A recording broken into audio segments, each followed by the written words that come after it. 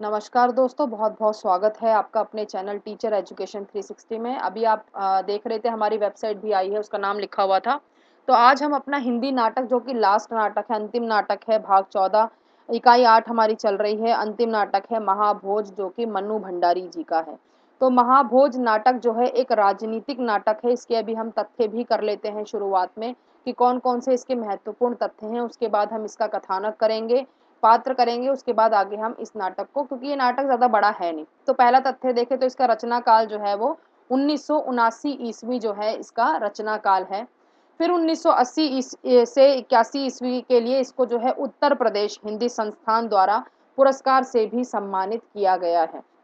इसकी अगर हम कथानक काल की भी बात करें तो 1978 ईस्वी के आसपास, यानी कि इमरजेंसी के बाद का जो समय काल है वो इसमें कथानक में दर्शाया गया है नाटककार द्वारा। और अगर हम इसके प्रकार की बात करें तो यह एक राजनीतिक प्रकार का नाटक है। दृश्यों की बात करें तो कुल दृश्य इसमें जो हमें नजर आते हैं वो इसमें 11 दृश्य हैं। और सर्वप्रथम मंचन जो किया गया था वो इसका राष्ट्रीय नाट्य विद्यालय दिल्ली के रंगमंडल द्वारा मार्च अप्रैल 1982 ईस्वी में इसका सर्वप्रथम मंचन किया गया था। मन्नू भंडारी ने इस उपन्यास के लिए कहा भी है कि न चरित्र प्रधान उपन्यास है, न समस्या प्रधान उपन्यास, बल्कि राजनीतिक माहौल को उजागर करने वाला स्थिति प्रधान उपन्यास है। ये तो मन्नू भंडारी के स्वयं के शब्दों में ये उपन्यास हमें यहाँ पर इसकी जो है परिभाषा हमें नजर आती है। आगे चलते हैं, हम इसके तथ्य देखते हैं। बाकी जो इसका उद्देश्य, अगर हम उद्देश्य की बात करें तो यह उपन्यास जो है एक राजनीतिक जगत में जो भ्रष्टाचार व्याप्त है उसे उजागर करता ही है। एक यथार्थ परक श्रेष्ठ नाट्य कृति कह सकते हैं हम इसे, जो कि भ्रष्टाचार जो भी व्याप्त है, हम राजनीति के माहौल में कहें, उसको कई स्तरों पर यह उजागर करता है।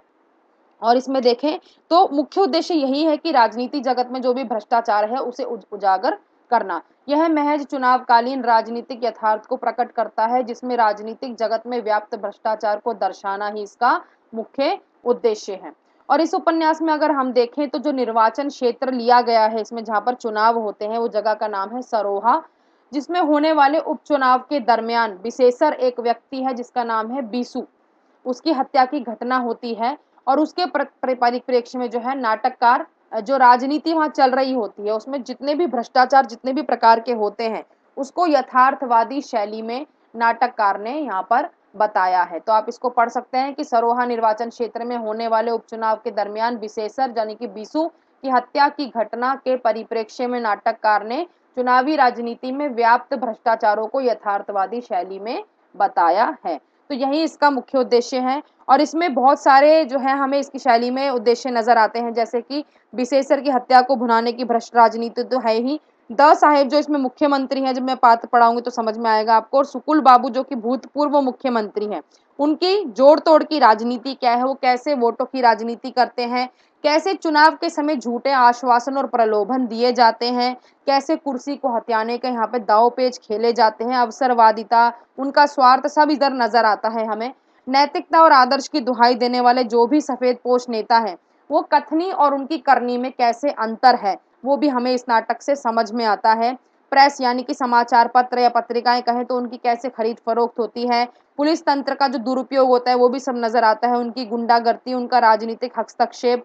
और कुछ लोग जो ईमानदार इसमें दिखाए गए हैं, जैसे कि एसपी सक्सेना और बिंदा जैसे उन निर्भीक व्यक्तियों को रास्ते से हटाने और उन्हें फंसाने, और सिन्हा जैसे जो इसमें भ्रष्ट डीआईजी हैं जो कि अपना स्वार्थ सिद्ध करते हैं और फिर आईजी बन जाते हैं, उनके पदोन्नति की जो भ्रष्ट राजनीति है वो भी हमें इसमें नाटक में नजर आती है। तो जब हम देखते हैं इसके उद्देश्य, तो इस उद्देश्य में सारे ही बिंदु जो हैं नाटककार ने समेट लिए हैं अपने उद्देश्य में। परंतु मुख्य उद्देश्य देखें तो वही रहता है कि राजनीति जगत में जितना भी भ्रष्टाचार है उसको पूरा उजागर कर देना, कई स्तरों पर किस किस प्रकार से जो है राजनेता लोग जो है चुनावी राजनीति गंदी खेलते हैं, और किस प्रकार से एक व्यक्ति की हत्या को वो अपना उद्देश्य बनाकर किस प्रकार से उससे जो है सब लोगों को जो है किस तरीके से वो मनाते हैं और किस तरीके से उनसे वोट प्राप्त करते हैं, वो सारा हमें इस नाटक में नजर आता है। तो यही इस जो है नाटक के काफी सारे उद्देश्य हैं, लेकिन एक मैंने जो आपको मुख्य बताया है उसी में सारे ये सिमट जाते हैं।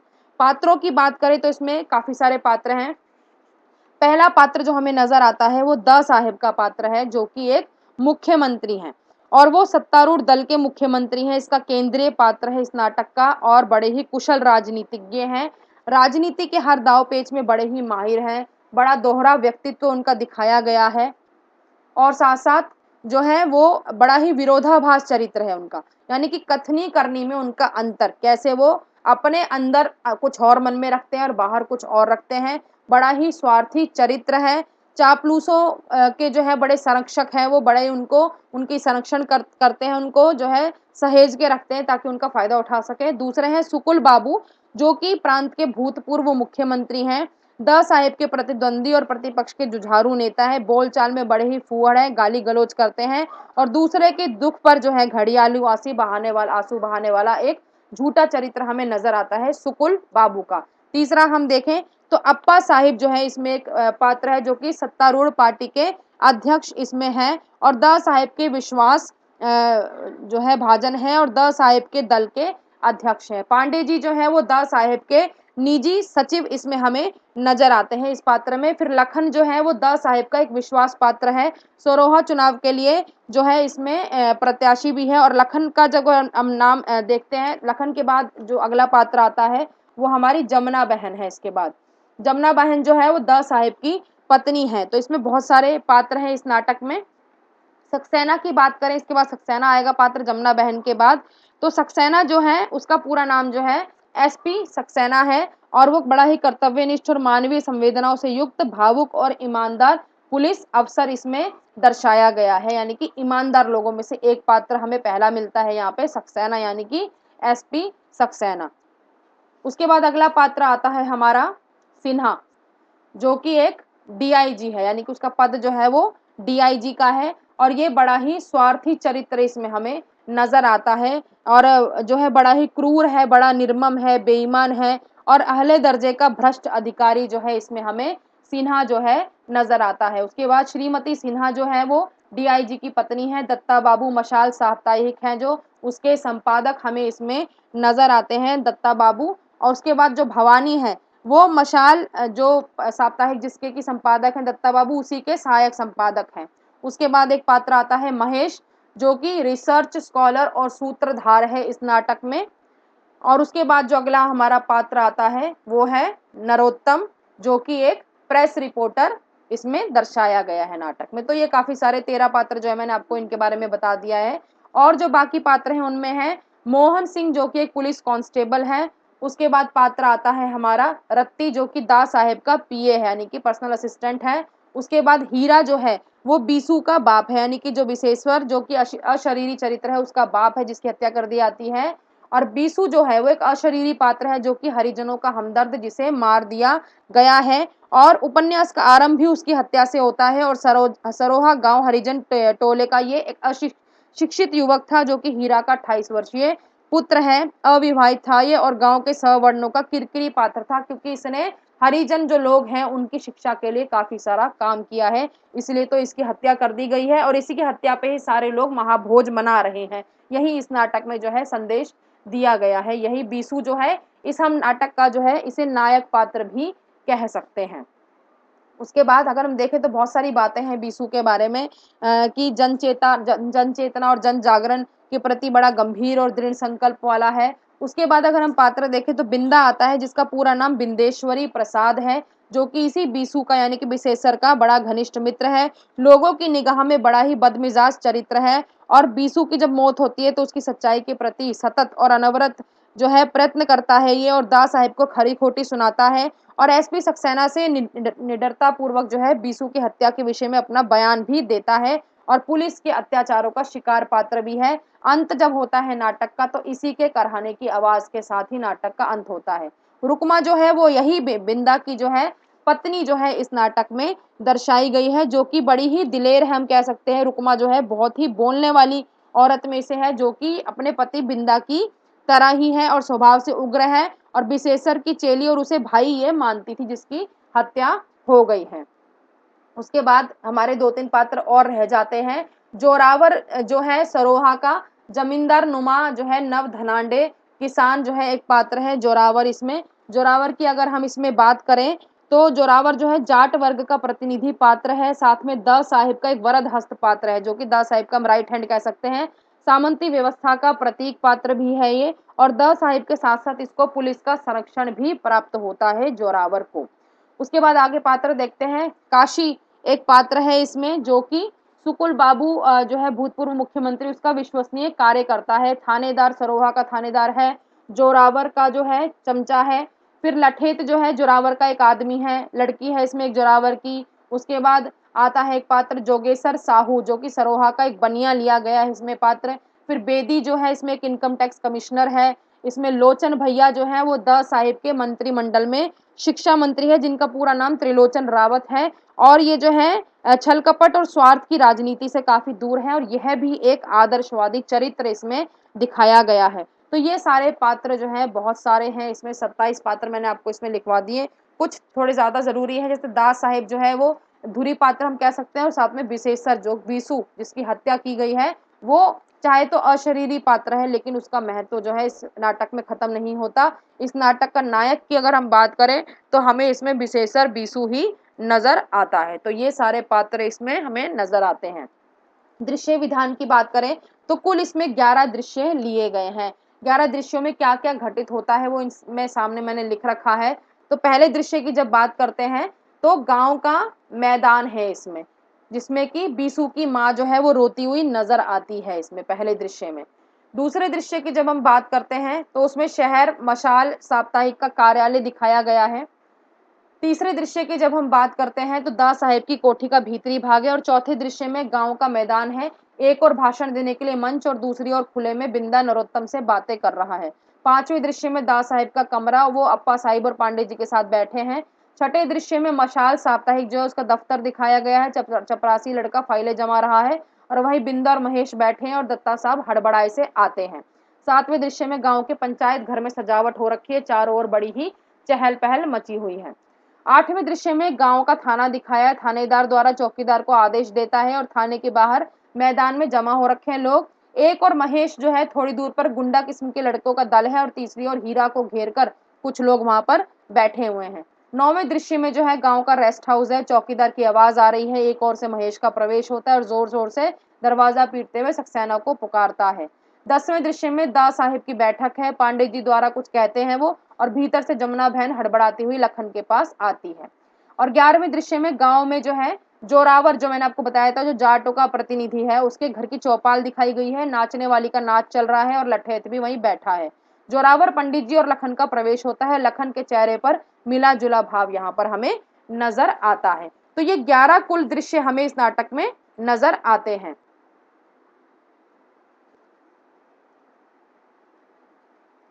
अब हम इसका कथानक देखते हैं। इस कथानक मायने की कथा वस्तु में क्या होता है। तो इस नाटक का जो आरंभ है वो सरोहा गांव हरिजन बस्ती के मैदान से होता है। जो कि हीरा जो है उसका एक पुत्र है, विशेषर यानी कि बीसू, जिसका मैंने बताया कि जिसकी हत्या की जाती है, तो उसकी माँ वहीं बैठे हुए बड़ा उसका हृदय विदारक क्रंदन सुनाई पड़ता है, और बीसू की लाश जो है वहीं रखी है। क्यों? क्योंकि ये जो 28 वर्षीय बीसू है ये स्कूल खोलकर हरिजन टोला के लड़के लड़कियों को जो शिक्षा की अलख जगाता है और वहां जागृति का भाव भी पैदा करता है। वह चाहता है कि गांव वालों से बेगार ना करें वो, और साथ में अधिकारों के लिए अपने सजग रहें, संगठित रहें। और यह बात जो होती है वो समाज के सवर्णों और सामंतों को बेहद खटकती है। तो वे सोचते हैं कि बीसू जो है हरिजनों को भड़का रहा है, तो यह हरिजन अगर पढ़ लिख जाएंगे तो इनका ना तो शोषण किया जा सकेगा, ना उन्हें इतनी सस्ती दरों पर बेगार वाले मजदूर मिल जाएंगे। और गांव में आतंक और भय उत्पन्न करने के उद्देश्य से पहले तो हरिजन टोला में वहां पर आग लगा दी जाती है।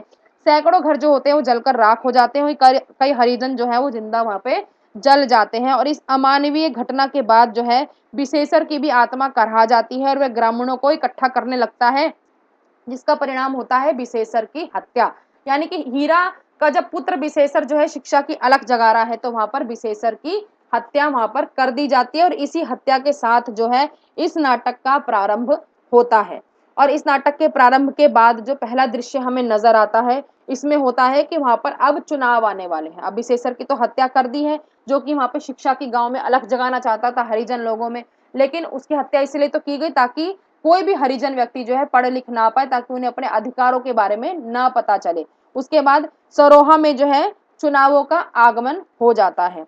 अब ऐसी स्थिति में जब एक हरिजन की हत्या जो है कर दी गई है, कौन वो हरिजन? विशेषर यानी कि बीसू। तो अब सरोहा में जब चुनाव का आगमन हो गया है, उसकी हत्या भी कर दी गई है, तो साथ-साथ जो है समाचार पत्रों के साथ-साथ विधानसभा में भी आवाज़ जो है वो गूंजने लग जाती है।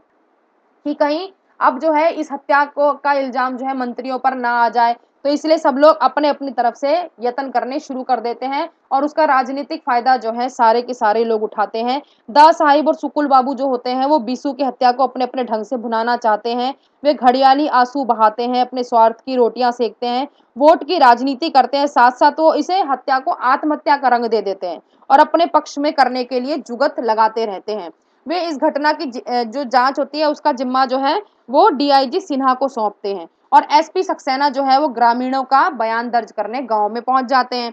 अब सरोहा गाँव के जो अक्खड़ निर्भीक लोग होते हैं उसमें से एक एक जो है विशेषर का मित्र जो होता है बिंदा, जिसका मैंने नाम बताया था बिंदेश्वरी प्रसाद है, वो अपने मित्र की हत्या से बड़ा ही आक्रोश में होता है और प्रतिक्रियावादी बन जाता है। वह एसपी सक्सेना के समक्ष निडरता से काम लेता है और हत्या का जो है उद्घाटन कर देता है। वो हत्या की जो मतलब सत्य उद्घाटन होता है वो कर देता है, सत्य बता देता है कि उसकी हत्या कैसे की गई है। अब दा साहिब का जो प्रत्याशी होता है वो लखन, वो भी विशेषर की हत्या के कारण अपने हाथ से विधायक की गई कुर्सी ना निकल जाए इसलिए वो भी बड़ा दुखी होता है। लोचन बाबू, राव और चौधरी ये जो पात्र हैं ये भी असंतुष्ट विधायक होते हैं और इस अवसर को अपने लिए अनुकूल पाकर मंत्रिमंडल को गिराना चाहते हैं और बाकी जो प्रतिपक्ष के जुझारू जुझारू लोग होते हैं जो कि चाहते हैं कि हमें अब जो है ये सीट मिल जाए चुनाव की, तो वो भी घात प्रतिघात में लगे रहते हैं और सुकुल बाबू भी बहती गंगा में हाथ धोने के लिए तैयार हो जाते हैं। ये सारे लोग बड़े ही नकली व्यवहार दिखाते हैं, बड़े घड़ियाली आंसू बहाते हैं और हरिजनों का झूठा हमदर्द बनकर जो है सबको अपने पक्ष में करना चाहते हैं। डीआईजी सिन्हा जो है वो बीसू की हत्या को आत्महत्या सिद्ध करके आईजी के पद पर पदोन्नति पा लेता है। उसके बाद जो है जब वो पदोन्नति पा लेता है, तो जब वो पदोन्नति पा लेता है जो कि डीआईजी सिन्हा होता है वो भी बड़ा खुश हो जाता है उस टाइम पर क्योंकि उसका भी जो है स्वार्थ की सिद्धि हो ही जाती है। अब देखते हैं तो दूसरी ओर जो विशेषर का मित्र बिंदा होता है और जो वो ईमानदार पुलिस अधिकारी एसपी सक्सेना है, वो दोनों बेचारे जो हैं भ्रष्ट राजनीति के शिकार हो जाते हैं। इतने क्या होता है कि जो निरपराधी बेचारा बिंदा होता है उसकी गिरफ्तारी हो जाती है और गिरफ्तारी भी किस लिए होती है? बीसू की हत्या के आरोप में उसे गिरफ्तार कर लिया जाता है और एसपी सक्सेना जो कि बेचारा ईमानदार इंसान है उसको भी सस्पेंड कर दिया जाता है। तो जो अगला वाला पॉइंट है ईमानदारी का राजनीति द्वारा शिकार होना, इसके अंतर्गत ये सारे बिंदु इसमें शामिल हैं। तो जो ईमानदार है, बड़ा ही संवेदनशील है और जो कि बड़ा ही न्यायी है, अंतरात्मा की आवाज़ सुनने वाला जो एसपी सक्सेना है, उसको बिंदा के साथ बीसू की हत्या के वास्तविक तह तक जाने के लिए एवज में उपस्थित होना पड़ता है। इतने ही जो है मशाल का जो भ्रष्ट संपादक है दत्ता बाबू, वो दा साहिब की मनचाही खबरों का जो है अपने पत्र में उसका स्तुतिगान करने लग जाता है। तो उन्हें कागज का भी डबल कोटा मिल जाता है। अब दा साहिब जो है वो बीसू का पिता जो है हीरा, उसके हाथों जो है इतने घरेलू उद्योग योजना का उद्घाटन करा देता है। हरिजन टोला जो है उसकी ओर से जो है लखन को वोट देने का आश्वासन भी मिल जाता है और गुंडा जो जोरावर है जो जाटों का इसमें प्रतिनिधि दिखाया है वो भी लखन का जब जब उसकी जीत हो जाती है तो उसकी खुशी में एक पार्टी को भी पार्टी का आयोजन करता है और लोग बड़ा ही जश्न मनाते हैं। दूसरी ओर जो आईजी सिन्हा है वो प्रमोशन की खुशी में एक ऐसी पार्टी आयोजित करते हैं जिसमें शहर की नामचीन हस्तियां शामिल होती हैं।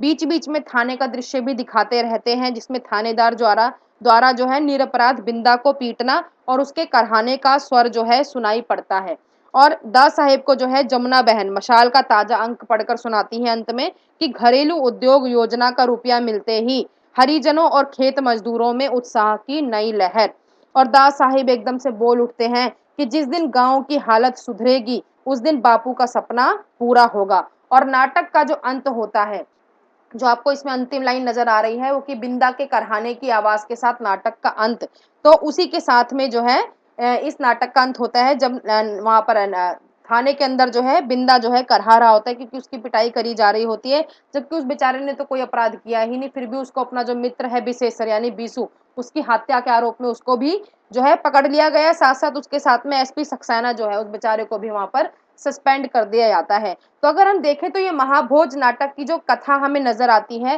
राजनीति के ऊपर ही पूरी जो है कथा ये बनाई गई है, पूरा नाटक बनाया गया है जो भ्रष्ट राजनीति पर ही आधारित है, हम कह सकते हैं, जिसमें राजनीतिक विसंगतियां, विद्रूपताओं और विडंबनाओं का व्यंग्य के धरातल पर खुल्लम खुल्ला भंडाफोड़ किया गया है। तो नाटक का अंत भी जो बड़ा है, इसमें बड़ा ही मार्मिक हमें दिखाया गया है कि नाटक में किस प्रकार से गरीबों के साथ में, और जो थोड़ी बहुत आवाज उठाते हैं, जो बड़े ही जो शिक्षा प्राप्त करना चाहते हैं और शिक्षा को बांटना चाहते हैं, उन लोगों के साथ कैसा जो है अत्याचार इस नाटक में सारा हमें नजर आता है। और बहुत सारी बातें हैं इस नाटक के बारे में, जैसे कि नाटक का शीर्षक जो रखा गया है महाभोज, वो इसमें क्यों जो है रखा गया है। साथ साथ जो इसमें नाटक में नायकत्व की समस्या उसके बारे में है। तो यहाँ पे जो मैंने लास्ट में अंडरलाइन करी है अभी ये लाइन, बिंदा के कराने की आवाज के साथ नाटक का अंत, यहाँ पे हमारी जो है ये कथा वस्तु समाप्त हो जाती है। अब उसके बाद जो है हम इसके शीर्षक की सार्थकता वो हम देखते हैं कि कैसा इसका शीर्षक ये क्यों रखा गया है। तो इस नाटक की जब शुरुआत होती है तो नाटककार ने बताया है कि लावारिस लाश को गिद्ध जो है वो नोच नोच कर खा जाते हैं। यहाँ जो लावारिस लाश बताई गई है वो बीसू की है, यानी विशेषर की है। और जो गिद्ध शब्द प्रयोग किया गया है वो यहाँ के स्वार्थी, अवसरवादी और भ्रष्ट राजनेता जो है उनके लिए प्रयुक्त किया गया है यह शब्द। और आज के नेता जितने भी हैं बड़े ही कुटिल हैं, स्वार्थी हैं, और राजनेता जो है सारे भोली भाली जनता को किस प्रकार से अपने लिए जो है एक प्रकार से उनके भक्षक का कार्य करते हैं लोग, किस प्रकार से उनको कैसे भी करके खाना है, बस किस ये सब इसमें दिखाया गया है। बीसू जो है बड़ा ही जागरूक होता है, शिक्षित जन जागरण के लिए बड़ा उसने संकल्प ले रखा होता है। तो जब उसकी हत्या हो जाती है तो उसकी लाश पर किस प्रकार से राजनीति होती है, किस प्रकार से ये जो सारे राजनेता हैं अपने स्वार्थ की सिद्धि करने के लिए उसके शव को नोच नोच कर महाभोज का जश्न मनाते हैं, यही इस महाभोज नाटक में नाटककार ने दर्शाया है। बल्कि सिर्फ राजनेता ही नहीं, पुलिस तंत्र कह लें, हम प्रेस कह लें, या विरोधी दल कह लें, या जितने भी असंतुष्ट विधायक है जिनको कुर्सी नहीं मिलती है, वो सारे अपने पशुता का, यानी कि वो तो पशु रूप ही बन जाते हैं, किस प्रकार अपने स्वार्थीपने का जो है वो प्रयोग करते हैं और बीसों की लाश पर अपने अपने स्वार्थ की रोटियां सेकते हैं और महाभोज के जश्न में शामिल होते हैं। तो ये सब जो है हमें इस नाटक के शीर्षक में नजर आता है, जो कि इसका नाम रखा गया है महाभोज। अब अगर हम देखें कि इस नाटक का नायक कौन है, तो हम दो प्रकार से नाटक के नायक को देख सकते हैं। या एक प्रकार से तो हम देखते हैं कि फल भोक्ता की दृष्टि से कौन इसका नायक हो सकता है, दूसरा हम इसकी कथा वस्तु के आधार पर भी नाटक की जो है हम नायक की बात कर सकते हैं। तो अगर हम पहले चीज को लेकर चलते हैं कि अगर हम देखें फल भोक्ता की दृष्टि से, तो इसका नाटक का नायक हमें दा साहेब नजर आता है, क्योंकि इनका जो चरित्र दिखाया गया वो सर्व प्रमुख चरित्र दिखाया गया है कि वह मुख्यमंत्री ही नहीं बल्कि अपने प्रांत की राजनीति के बड़े ही धुरंधर खिलाड़ी भी दिखाए गए हैं, किस प्रकार से अपने छल दम का प्रयोग करते हैं, बड़ी धूर्तता के साथ, स्वार्थपने के साथ जो है वो प्रयोग करते हैं, जोड़ तोड़ की राजनीति करते हैं, प्रेस को भी खरीदते हैं, पुलिस तंत्र पर अपनी पकड़ बनाए रखते हैं, और किस प्रकार से वो राजनीति के ऐसे सधे खिलाड़ी के रूप में हमें दिखाई देते हैं जिसका एकमात्र उद्देश्य सरोहा चुनाव में विजयश्री हासिल करना होता है। तो हम देखें तो दा साहेब जो है हमें इस महाभोज के नाटक के नायक के रूप में नजर आते हैं इस फल भोक्ता की दृष्टि से। दूसरा अगर हम देखें तो कथा वस्तु की दृष्टि से हमें विशेषर, यानी कि जो अशरीरी पात्र है लेकिन फिर भी वो जो है केंद्रीय पात्र हम उसे कह सकते हैं, जिसके आसपास ही सारा नाटक जो है हमें घूमते हुए नजर आता है। नाटक का आरंभ भी बीसू की लाश से ही होता है और लावारिस लाश को जो है गिद्ध नोच नोच कर खा रहे होते हैं। तो बीसू की हत्या के बाद जो है इस नाटक में वह कहीं भी शारीरिक रूप से तो जीवित नहीं होता, परंतु नाटक की जितनी भी घटनाएं इसमें दिखाई गई हैं वो सारी उसके इर्द गिर्द हमें घूमती हुई नजर आती हैं। और जब हम उसकी कथा वस्तु को देखते हैं तो किस प्रकार से जो है अगर हम विशेश्वर पात्र को हटा दे तो ये नाटक पूरा हमें समाप्त होता हुआ नजर आता है कि तो कोई नाटक बचता ही नहीं है। तो अगर हम इस नाटक की बात करें तो इसका फलक जो है वो बीसू के चरित्र और उसकी हत्या पर ही आधारित हमें नजर आता है। कथा विन्यास की दृष्टि से अगर हम देखें तो हमें महाभोज नाटक का नायक जो है वो हमारा विशेषर है बीसू, और अगर हम फल भोक्ता की दृष्टि से देखें तो इस नाटक का नायक जो है वो द साहेब है। तो इस प्रकार से हमारा यहाँ पर जो है ये नाटक बिल्कुल अच्छे से समाप्त हो जाता है। और अगर हम बात करें तो हमारे जो 14 नाटक है अब यहाँ पर समाप्त हो चुके हैं। अंतिम नाटक हमारा ये महाभोज था मन्नू भंडारी जी का, जो कि इतना बड़ा नाटक हमारा नहीं है। तो आशा है आपको ये नाटक जो है समझ में अच्छी तरह से आ गया होगा, पात्र समझ में आ गए होंगे। जो इसके संवाद होंगे वो मैं पीडीएफ में ऐड कर दूंगी। इकाई 8 के जो है मैं अब जो पीडीएफ है वो बना रही हूँ बैठ के, पूरी पीडीएफ तैयार है, बस इसके संवाद ही रह गए हैं। संवाद मैं लिख रही हूँ, जो कि इम्पोर्टेंट संवाद हैं वो मैं लिख रही हूँ। तो अगर आपको हमारे कोई भी इकाई की, जो अभी वैसे तो हमने इकाई 1, 2 और जो है 4 और 6 की हमने जो है पीडीएफ्स डाली हैं। इसके बाद हम इस इकाई 8 की ही पीडीएफ डालेंगे। तो अगर आपको हमारी पीडीएफ चाहिए तो आप न्यूनतम शुल्क पर प्राप्त कर सकते हैं www.teachereducation360.com पर शॉप का ऑप्शन है, SHOP शॉप, वहाँ पर जाकर आप हमारी कोई भी पीडीएफ्स ले सकते हैं। काफ़ी लोग पीडीएफ्स हमारी ले चुके हैं और ले रहे हैं और हमें रिव्यूज़ भी देते रहते हैं अपने साथ-साथ कि काफ़ी अच्छे पीडीएफ्स हैं। हैंड रिटन पीडीएफ्स हैं मेरी, तो इसलिए हम आपको पहले ही बता देते हैं, कहीं आपको बाद में आपको बोलने का मौका ना लगे कि आप कहीं बोले कि आपने हमको प्रिंटेड पीडीएफ्स दी हैं कि नहीं दी हैं। और आपको इसका डिस्क्रिप्शन जो है, डिस्क्रिप्शन बॉक्स में इसके सारे लिंक वगैरह सब मिल जाएँगे, वहाँ जाकर इस से हमारे वेबसाइट पर जा सकते हैं। और अब मैं आपको पीडीएफ्स की भी बात अगर बता दूँ, तो पीडीएफ्स जो है हमारी अभी इतनी ही हैं, लेकिन इकाई 3 और उसके बाद इकाई जो हमारा 4 है, वो लगभग मैं पूरा पढ़ा चुकी हूँ। थोड़ा बहुत अंतिम उसके कुछ छोटे-मोटे विषय रह गए हैं, वो भी मैं कराने के बाद जो है इसकी पीडीएफ्स भी डाल दूँगी। तो पीडीएफ्स आपको वहाँ पे आराम से मिल जाएँगी। साथ-साथ आपको हमारी वेबसाइट पर छोटी कहानियाँ पढ़ने को भी मिलती हैं। हिंदी के साथ-साथ कोई भी प्रकार के जो एग्ज़ाम होते हैं, चाहे मैनेजमेंट के एग्ज़ाम हो, इंजीनियरिंग के हों, डॉक्टरी के हों, उनसे संबंधित भी कोई अगर आपको जानकारी लेनी हो, तो वो भी आप हमारी वेबसाइट से प्राप्त कर सकते हैं। हमारी वेबसाइट पे काफ़ी सारे लेख मौजूद हैं और हमारा एक चैनल और है, बी हेल्दी बी वेल्दी नाम से, उसका लिंक भी हम नीचे डिस्क्रिप्शन बॉक्स में दे देंगे। वहाँ जाकर आप हेल्थ से संबंधित जो है बहुत सारे विषय हम अभी कवर करेंगे। अभी-अभी हमारा जो है नाटक अभी-अभी हमारी जो है ये वेबसाइट पे हम जो है नया चैनल शुरू करा है, तो वहाँ पर जाकर आप इंश्योरेंस से संबंधित स्वास्थ्य से संबंधित जो है नाटक जो ले सकते हैं। तो बी हेल्दी बी वेल्दी नाम का हमारा जो है चैनल है, हम उसका लिंक दे देंगे डिस्क्रिप्शन बॉक्स में, तो वो चैनल भी हमारा देखना ना भूलें, साथ-साथ उस चैनल को भी लाइक और सब्सक्राइब करना बिल्कुल भी ना भूलें। छोटी-सी पहल है हमारी, आप लोगों का हमें साथ चाहिए और अगर आपको आज की हमारी वीडियो पसंद आई हो, तो लाइक करना बिल्कुल ना भूलें। और चैनल को सब्सक्राइब नहीं किया है तो कर लीजिए। साथ-साथ हमारे चैनल को शेयर करना भी बिल्कुल ना भूलें। आप शेयर करेंगे तो साथ-साथ जिन बच्चों को अभी तक हमारे चैनल के बारे में नहीं पता है, जो यूजीसी नेट की तैयारी कर रहे हैं, तो उनके लिए भी काफ़ी मददगार साबित होगी। तो इसी आशा के साथ आप पढ़ते रहिए, साथ-साथ अपने स्वास्थ्य का भी ध्यान रखिए। घर से बाहर ज़्यादा मत निकलिए, अभी जो है हालात ऐसे नहीं हैं, ख़ासकर जो है अभी सभी राज्यों में बहुत जो हालत ठीक नहीं है बीमारी के लिहाज से, तो अपना आप ध्यान रखिए, साथ-साथ पढ़ तो इसी प्रकार आप जो है पढ़ते रहें, हमेशा खुश रहें। धन्यवाद।